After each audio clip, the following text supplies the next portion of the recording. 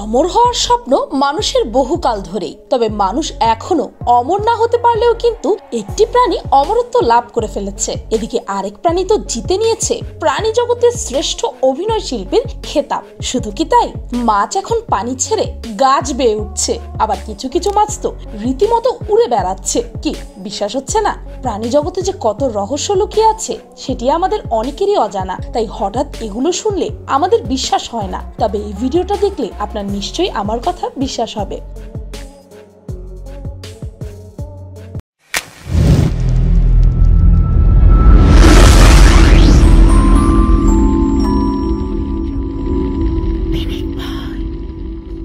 Number 1, গাছ বেয়ে ওঠে যেই মাছ পানিতে বাস করবে, এটাই তো স্বাভাবিক। কিন্তু আমি যদি বলি মাছ ডাঙায় হেঁটে বেড়াচ্ছে, শুধু ডাঙায় বললে ভুল হবে, রীতিমতো গাছে চড়ে বসেছে এই মাছগুলো খুব সহজে যেমন ডাঙায় ঘুরে বেড়াতে পারে, তেমনি তাদের পাখনার সাহায্যে এরা গাছেও উঠতে পারে। তাই তো এই মাছগুলোর নাম ক্লাইম্বিং পার্চ ফিশ।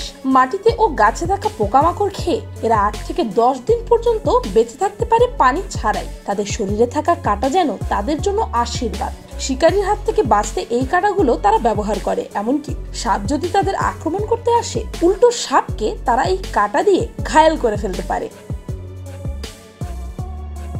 নাম্বার 2, কচ্ছপের লেজ।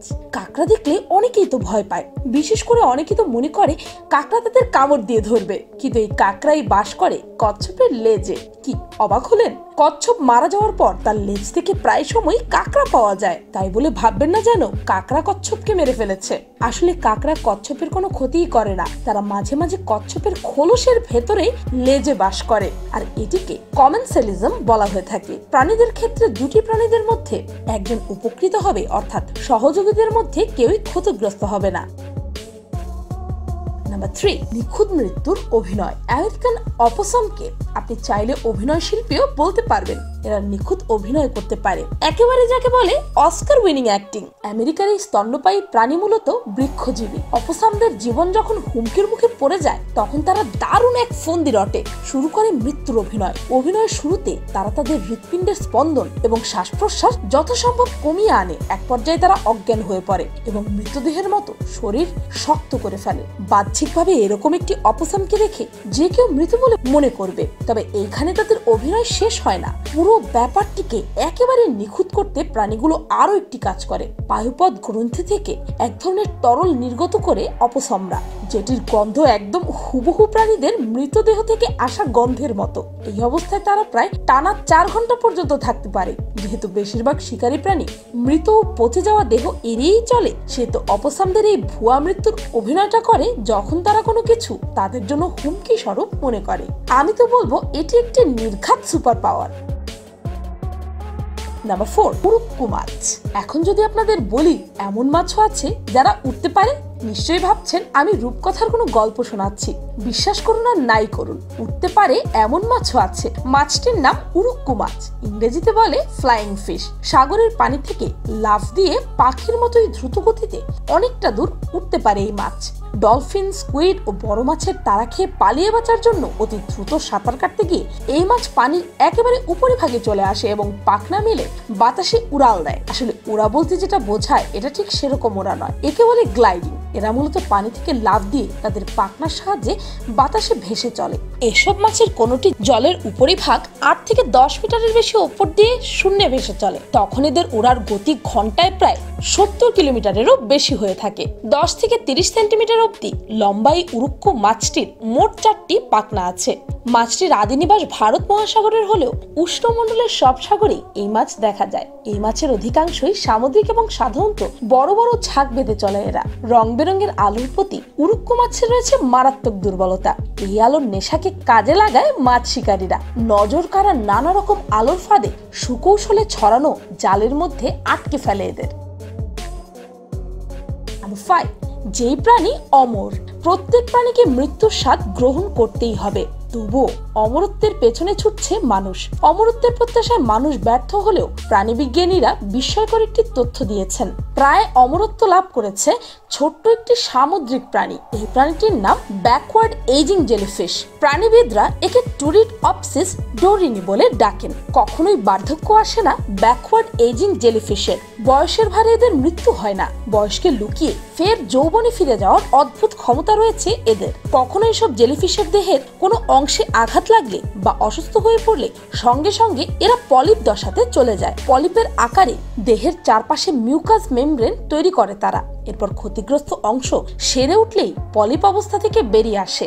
তখন বিজ্ঞানীরা দেখে অবাক হন যে পলিপ অবস্থা থেকে বের হয়ে আসা জেলিফিশগুলোর দেহের প্রায় সব কোষই নতুন ও সজীব। এইসব জেলিফিশ 3 দিন পলিপ অবস্থায় থেকে শরীরের সব কোষ রূপান্তর করে ফেলে, আর এভাবেই নিজেদের বয়স কমিয়ে পুনরায় যৌবনে ফিরে আসে তারা। জানি এখন সবার মনে একটাই প্রশ্ন ঘুরছে, তাহলে কি কখনোই তাদের মৃত্যু হয় না? এরা অমর হয়ে থাকলেও যে কোনো দুর্ঘটনায়, যেমন বড় কোনো মাছ যদি এদের খেয়ে ফেলে বা হঠাৎ বড় কোনো রোগে আক্রান্ত হলে অবশ্যই এরা মারা যাবে, কিন্তু বয়স বেড়ে যাওয়ার কারণে মৃত্যু হয় না। তাই এক কথায় বলা যায় এরা অমর। নাম্বার 6, সহবাসের পর সঙ্গীকে খেয়ে ফেলা। আমাদের চেনা অক্টোপাসের কিন্তু একটু অচেনা রূপ আছে, যা শুনলে চমকে উঠবেন আপনিও। অনেক সময় লক্ষ্য করা গিয়েছে যে সঙ্গমের পর একে অপরকে রীতিমতো অত্যাচার করে অক্টোপাসরা। ডিম পাড়ার আগে খেয়ে ফেলে নিজের সঙ্গীকে। তবে কখন খেয়ে ফেলে জানেন? ঠিক ডিম পাড়ার আগ মুহূর্তে। ডিম পাড়ার আগে রাসায়নিক কিছু পরিবর্তন আসে তাদের দেহে, আর তার জেরেই এই আচরণ বলে দাবি গবেষকদের। শুধু তাই নয়, শিশু অক্টোপাস কিংবা অক্টোপাসের ডিম খেয়ে নেয় বহু বড় বড় অক্টোপাস। গবেষণায় দেখা গেছে ডিম পাড়ার আগে স্টেরয়েড তৈরি করে অক্টোপাস, তা অন্য অক্টোপাসদের আক্রমণ থেকে বাঁচায় ডিম বা শিশু অক্টোপাসকে। যে কারণে সঙ্গমের পর ডিম পাড়ার আগে নিজেদের উপর অত্যাচার করে অক্টোপাসরা। আমেরিকান ওয়াশিংটন বিদ্যালয়ে গবেষক জেজিয়াং ইয়ং বলেন, এতদিন অক্টোপাসদের এই আচরণ নিয়ে ধোঁয়াশা ছিল, এখন মনে হচ্ছে সন্তানদের রক্ষা করার জন্যই এমনটা করে ওরা। নাম্বার 7, প্রাণী দুর্যোগের আভাস পায়। প্রাণীরা সত্যি সত্যি কি প্রাকৃতিক দুর্যোগ হওয়ার কথা আগে থেকে টের পায়? যদি পায়ও, তাহলে এমন কি শক্তি রয়েছে তাদের? কারণ অনেক সময় সবচেয়ে বুদ্ধিমান প্রাণী মানুষদের তৈরি আধুনিক যন্ত্র ও ভূমিকম্পের পূর্বাভাস দিতে ব্যর্থ হয়। এমন কি শক্তি আছে? এই নিয়ে চলছে এখনো গবেষণা। তবে সাপের কিন্তু ভূমিকম্পের পূর্বাভাস বোঝার ক্ষমতা আছে। আর চীন ইতিমধ্যেই প্রাণীদের আচরণের ওপর নজরদারি করে ভূমিকম্পের পূর্বাভাস দেওয়ার জন্য ন্যানিং শহরে একটি বিশেষ ভূকম্পন পূর্বাভাস কেন্দ্র তৈরি করেছে। তারা মূলত সাপের ওজন নজরদারি করে এই পূর্বাভাস কেন্দ্রটি গড়ে তুলেছে, কারণ সরীসৃপের অনুভূতি ক্ষমতা অত্যন্ত প্রখর। চারপাশের পরিবেশের সামান্যতম পরিবর্তন হলেও তারা টের পেয়ে যায়। ভূমিকম্প হওয়ার খানিকক্ষণ আগে এরা নিজেদের গর্ত থেকে বের হয়ে আসে, এমনকি শীতের কনকনে ঠান্ডার মাঝেও এরা বেরিয়ে আসবে। জেনে অবাক হবেন, 1975 সালে চীনের হেইচেং শহরে ভূমিকম্প শুরু হওয়ার আগেই পূর্বাভাস দিতে সক্ষম হয় শহরটির কর্তৃপক্ষ, যার কারণে সেই ভূমিকম্পের তাণ্ডব লীলা থেকে বেঁচে যায় অগণিত মানুষের প্রাণ। নাম্বার 8, হিপনোটাইজ করা যায় যেই প্রাণীকে। হিপনোটাইজ করা মানে তো আমরা সবাই জানি, এটিকে সহজ বাংলায় বলে সম্মোহিত করা। এক কথায় ব্যক্তিকে জাদুকরি বশে এনে ফেলা। সিনেমায় তো আমরা হরহামেশাই দেখেছি হিপনোটাইজিং এর মাধ্যমে কাউকে নিজের বশে আনা। সত্যি কথা বলতে বাস্তবে মানুষকে সম্মোহিত করা সম্ভব বা অসম্ভব যাই হোক না কেন, তা অনেক কষ্টকর হওয়ার কথা। তবে আপনি চাইলে কিন্তু কিছু কিছু প্রাণীদেরকে সম্মোহিত করে ফেলতে পারেন। এই যেমন ধরেন মুরগির কথা। সত্যি বলতে কি, একটি মুরগিকে সম্মোহিত করা খুবই সহজ কাজ। এজন্য আপনাকে মুরগির চোখের সামনে পেন্ডুলাম দেখাতে হবে না, কিংবা হাত নেড়ে নেড়ে ঘুম পাড়াতে হবে না। আপনার শুধুমাত্র একটি চক লাগবে। চক না থাকলেও কোনো অসুবিধা নেই। আপনি শুধু মুরগিটিকে একটি সমান জায়গায় রাখুন এবং মুরগিটির চোখের সামনে লম্বা সোজা একটি দাগ টেনে দিন। ব্যাস, বসে বসে জাদু দেখুন। দেখবেন মুরগিটি এক পলকে সেই দাগের দিকে তাকিয়ে রয়েছে, একটু নড়াচড়া বা চোখের পলক ফেলছে না। এরপর আপনি মুরগিটিকে ছেড়ে দিলে মুরগিটি দৌড়ে পালিয়ে যাবে না। মুরগিটিকে এই অবস্থা থেকে ফেরাতে হলে জোরে একটি শব্দ করুন, তাহলেই মুরগিটির সম্মোহন থেকে ফিরে আসবে। তবে এখনো পর্যন্ত বের করা সম্ভব হয়নি মুরগিগুলো ঠিক কি কারণে এইভাবে হিপনোটাইজ হয়ে যায়। নাম্বার 9, বুদ্ধিমান মাকড়সা। বাইরে থেকে দেখে বোঝার কোনো উপায় নেই এখানে কি মাকড়সা আছে নাকি নেই। প্রথম দেখায় মনে হবে যেন এখানে কিছু ময়লা জমে আছে বা মৃত পোকামাকড় জমে আছে, কিন্তু এমন কিছুই না, এগুলো সব সাইক্লোসা মাকড়সার বুদ্ধির খেলা। এই মাকড়সা খুবই বুদ্ধিমান। এই অসাধারণ বুদ্ধিমত্তার মাকড়সার নকল করার ক্ষমতা আপনাকে অবাক করে দেবে। এই মাকড়সা মরা মাকড়সা ও লতাপাতা নিয়ে নকল অবয়ব গঠন করতে পারে। আর এটি তারা কেন করে জানেন? শত্রুদের দূরে রাখতে তারা তাদের আকারের তুলনায় বড় কোনো মাকড়সার অবয়ব বানিয়ে বিভ্রান্ত করার চেষ্টা করে। যেখানে মানুষই প্রথম দেখায় এখানে মাকড়সা খুঁজে পাবে না, সেখানে অন্য পশু পাখি তো পরের কথা।